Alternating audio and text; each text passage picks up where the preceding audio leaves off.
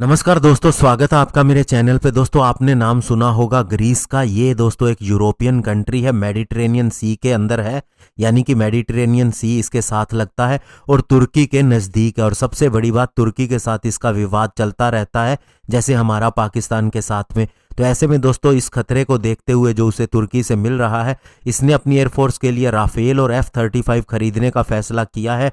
और साथ ही दोस्तों हम ये भी जानेंगे कि इंडिया उसी हिसाब से किस तरह से अपनी एयरफोर्स की तैयारी कर रहा है। तो चलिए दोस्तों शुरू करते हैं। तो दोस्तों ग्रीस की डिफेंस मिनिस्ट्री अब तैयारी कर रही है अपनी एयरफोर्स की रीइंफोर्समेंट के लिए, स्पेशली फ्रांस से राफेल खरीद के और यूएस से F-35 फाइटर जेट खरीद के और साथ ही अनमैन्ड एरियल व्हीकल शामिल करके। और ये उसका प्लान 2021 के लिए है। इसके अलावा उसने अपने पुराने सिस्टम को भी अपग्रेड करने का फैसला किया है, जो कि 2021 में होगा।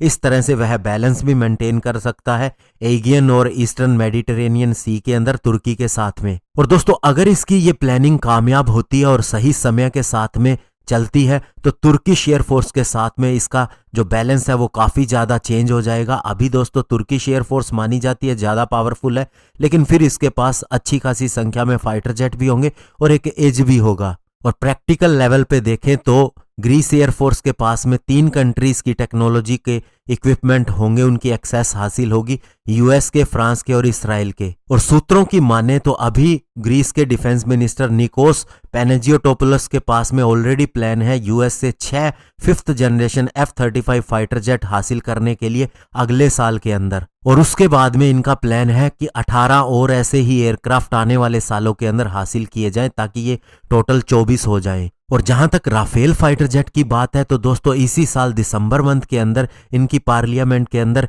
एक प्रस्ताव पास किया जा सकता है, जिसके तहत फ्रांस से 6 यूज्ड राफेल फाइटर जेट इन्हें 2021 के पहले हाफ के अंदर मिल जाएंगे। इसके अलावा ग्रीस के टंगारा में स्थित 114वीं बैटल विंग, जो इसे नेस्ट के नाम से भी जाना जाता है, जो मिराज 2000 फाइटर जेट से लैस है, उसे भी अपग्रेड करने का प्लान है। अब दोस्तों बात करते हैं इंडिया की। तो इंडिया के प्लान भी ऐसे ही हैं, उससे 2 फ्रंट वार लड़ने का खतरा है, स्पेशली चाइना और पाकिस्तान के साथ। तो दोस्तों अगर फुल फ्लैश वार अगर चाइना के साथ होता है तो हमें बहुत ज़्यादा संख्या में फाइटर जेट चाहिए, इसीलिए हमने 42 स्क्वाड्रन की बात की है और अभी हमारे पास 31 है, जो कम होती जा रही हैं। लेकिन दोस्तों इंडिया ने जो 36 राफेल फाइटर जेट खरीदे हैं, ये अच्छी खासी संख्या में है और 2 फ्रंट वार के लिए काफ़ी ठीक है। पाकिस्तान के ऊपर हमारा अच्छा खासा एज भी है, वो मिराज से भी है और सुखोई 30 से भी है, लेकिन अब राफेल आने से तो पाकिस्तान बिल्कुल ही पीछे रह जाता है। इवन दोस्तों चाइना के भी J-20 के बारे में कुछ खास नहीं कहा जाता,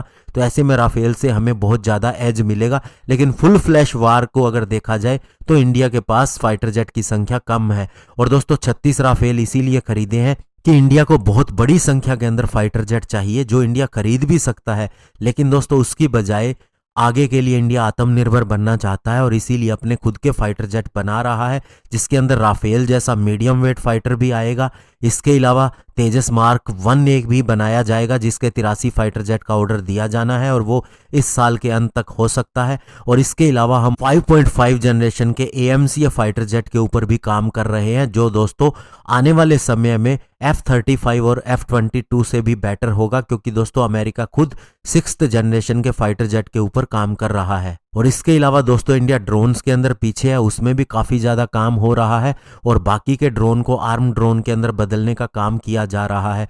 सबमरीन हम खुद बना रहे हैं और इसके अलावा नेवल वेसल भी हम खुद बना रहे हैं। तो दोस्तों आने वाले समय में इंडिया इन चीज़ों का एक्सपोर्ट करेगा, न कि इम्पोर्ट, और सारी ज़रूरतें इंडिया से ही पूरी करेगा। धन्यवाद, जय हिंद।